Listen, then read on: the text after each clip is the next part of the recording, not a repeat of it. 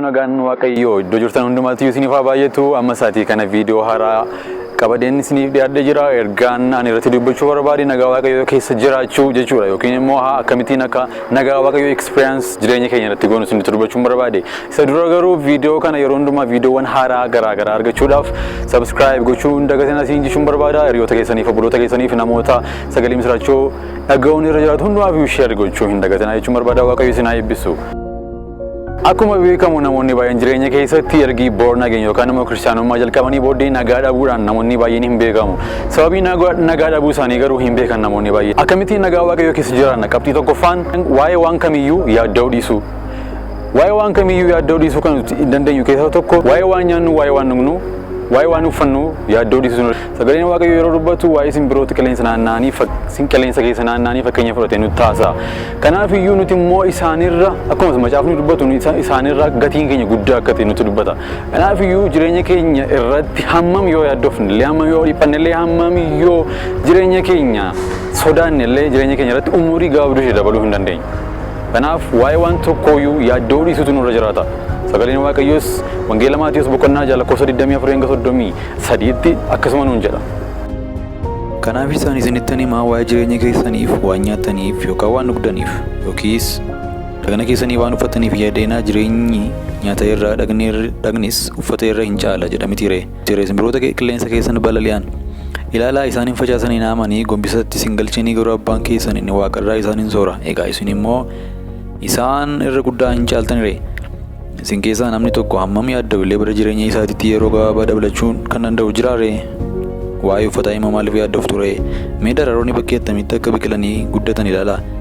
Isaan hin soqan hin fo'anis. Haa ta'uyyuu malee Solomoon mootichi inni ulfina guddaa qaba ture illee isaan kana keessaa hamma isa tokko akka hin uffatin isinittan hima. Egaa Waaqayyo biqiltuu irra bakkeetti argamee boori ibiddatti naqamutti akkana bareechee itti uffise ergatee isinitti guddaa caalchisee hin uffisure. Isin warra amantiin itti hir'atudha malee. Kanaafis maal nyaanna yookaan maal dhugnaa yookiis maal uffanna jettanii yaaddeena. Qabxii lammaffaan waa'ee waan hundumaa kadhachuu. Jireenya keenya keessatti yeroo baay'ee kiristaanonni nuti waa'ee waan hundumaa hin kadhachuu hin beeknu. Fakkeenyaaf jireenya keenya keessatti hojii hojjechuudhaaf, wantoota garaa gochuudhaaf waan baay'ee hin kadhannu.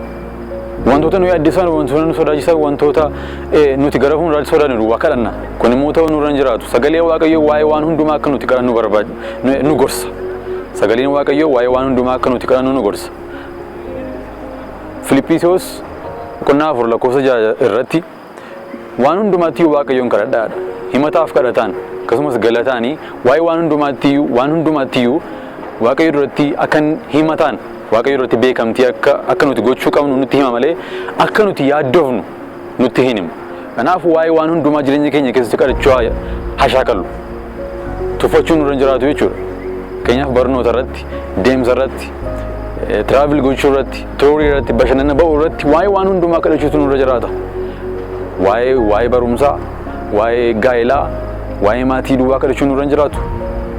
Waa'ee iddoo teenyu, waa'ee barumsa barannu, waa'ee iddoo deemnu, waa'ee biyyoota garaa deemnuuf, waa'ee jireenya keenyaaf, waa'ee mul'ata keenyaaf kadhachuu danda'utu nurra jiraata.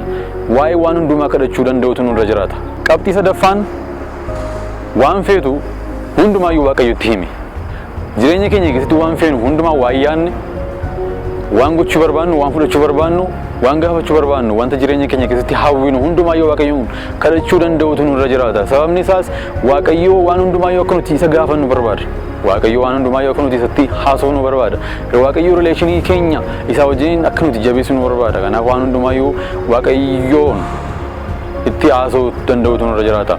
Sagalee Waaqayyoo akkuma dubbatu Wangeela Maatiyos boqonnaa 7:7 kaasee hanga 12tti waan hundumaayyuu Waaqayyoo duratti dhiyeessuu akka nurra jiraatu sagalee Waaqayyoo nu gorsa.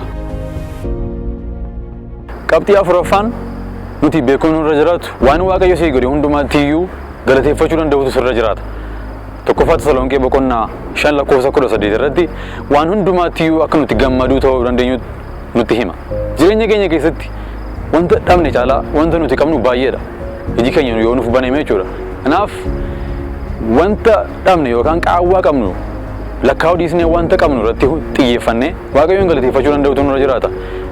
amma yaaddanii beektu waa'ee nyaachuu keessaniitiif, waa'ee arganfachuu keessaniitiif, waa'ee raftanii ka'uu keessaniitiif, waa'ee halkan tokko dhumee guyyaan tokko dhumee deebitanii bultanii of arguu keessaniif yaaddanii beektu. Kanaaf Waaqayyoon galateeffachuun nurra jiraata. Sababii Waaqayyoon galateeffachuu yoo barbaanne jireenya keenya keessatti danuudha garaan qabu. Kanaaf waan hundumaatti waan Waaqayyoon of godhe hundumaatti Waaqayyoon galateeffachuu danda'utu nurra jiraata.